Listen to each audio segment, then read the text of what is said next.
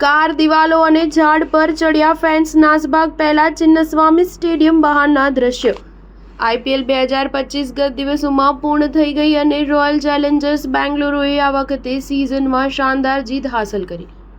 આજે આ જીતની ઉજવણી બેંગલુરુના ચિન્નસ્વામી સ્ટેડિયમમાં યોજવામાં આવી હતી। હજારોની સંખ્યામાં ફેન્સ ટીમના સ્વાગત માટે પહોંચ્યા હતા, જ્યાં અચાનક નાસભાગ મચી ગઈ હતી, જેમાં અનેક લોકોના મોત અને અનેક લોકો ઇજાગ્રસ્ત થયાના સમાચાર આવ્યા છે। આ અંગે નાયબ મુખ્યમંત્રી શિવકુમારે કહ્યું કે ભીડ બેકાબૂ હતી। આ દુર્ઘટના દુર્ભાગ્યપૂર્ણ છે।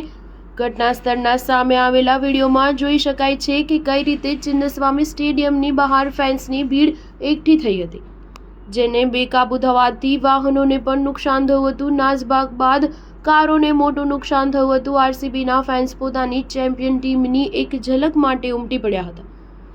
કર્ણાટક રાજ્ય ક્રિકેટ સંઘ દ્વારા તમામ RCB ખેલાડીઓ માટે એક ખાસ સન્માન સમારોહ યોજાયો હતો। અહીં કર્ણાટક સરકારના અનેક મંત્રી પણ હાજર હતા। નાયબ મુખ્યમંત્રી શિવકુમાર પણ અહીં હાજર હતા। રોયલ ચેલેન્જર્સ બેંગલુરુના ફેન્સ ચિન્નસ્વામી સ્ટેડિયમની દિવાલો અને વૃક્ષો પર ચડ્યા હતા, જ્યારબાદ પોલીસે તેને ઉતારીને ભગાડ્યા હતા। કર્ણાટકના બેંગલુરુમાં ચિન્નસ્વામી સ્ટેડિયમ ખાતે મોટી સંખ્યામાં RCBના ચાહકો તેમની ચેમ્પિયન ટીમની એક ઝલક જોવા માટે ઉમટી પડ્યા હતા।